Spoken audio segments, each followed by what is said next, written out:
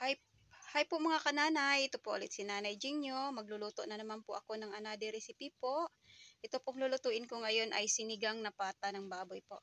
Ito po yung mga ingredients natin. Mayroon po tayong pata ng baboy dito kalahating kilo, talong at okra. Mayroon tayong kangkong.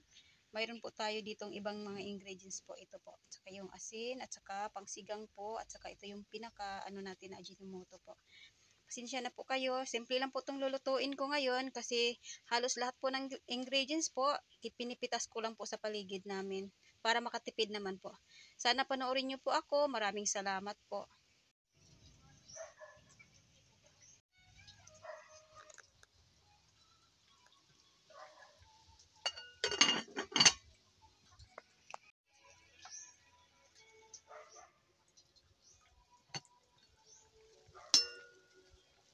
Ang init.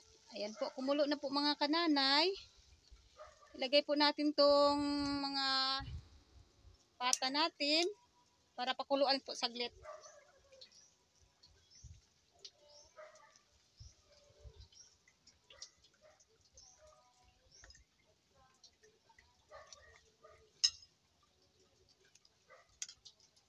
Ayan po. Para lang po maano yung unang kulo po, tanggalin po natin siya pagkatapos ng ilang minuto po.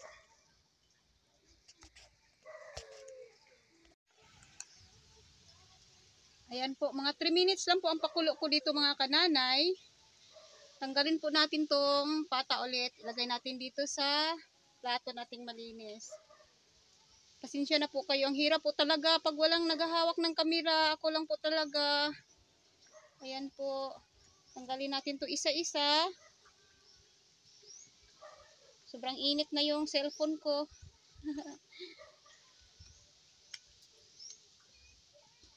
Ayan po. Para po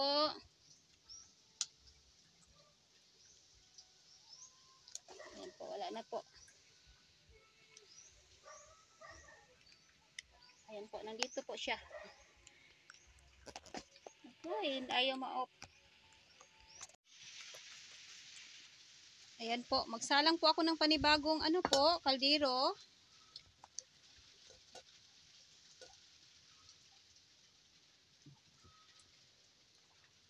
Para po, dyan ko po palambutin yung baboy ko.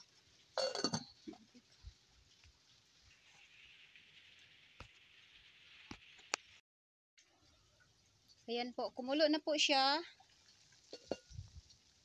Ilagay na natin ulit tong pata natin. Yung iba po, ginigisa po para mawala yung langsa. At saka masarap daw din po. Sa akin naman, iwas-iwas po ako sa mantika. Ayan po.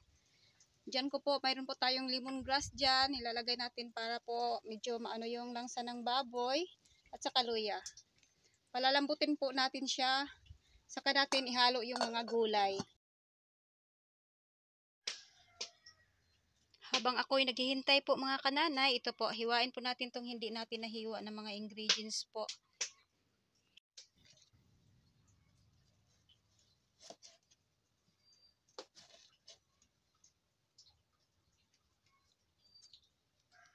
Diyos ko, nawala pa yung isa kong kamatis. Kinuha na naman yata ni Bunso. Saan kaya niya tinago? Itong anak ko na to.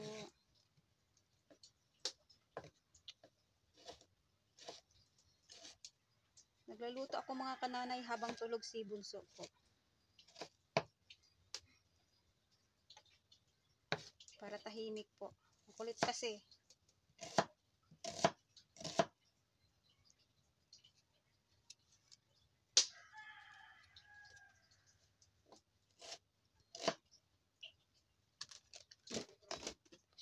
Natin. Ang liliit na ng mga talong ko, malapit nang maubos. Malapit na po maglibas. Okay. Takulin pa yung kamay ko.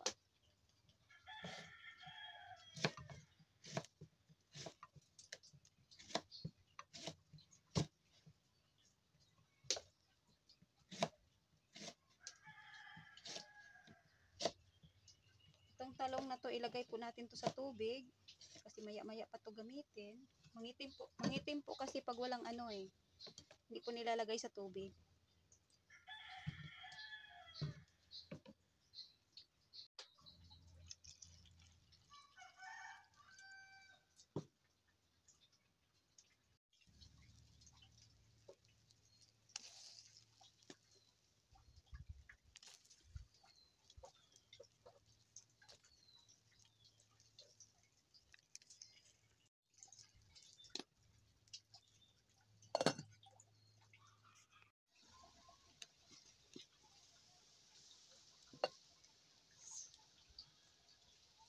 Ayan po mga kananay, malambot na po siya. Pero naubos na po yung sabaw.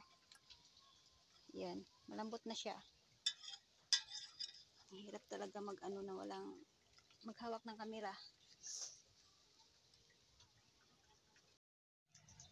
Kumunti na po yung ang sabaw niya mga kananay, pero malambot na siya sobra.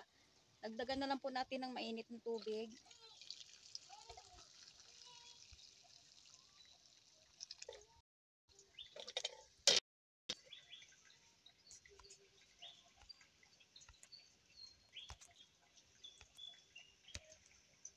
Mag-stop ng kamera ko.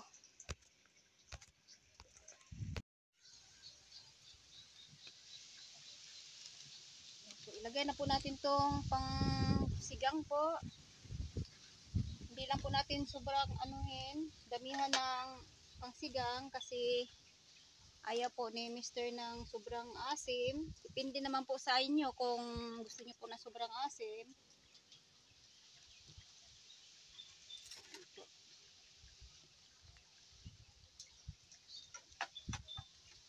Lagyan natin ng asin.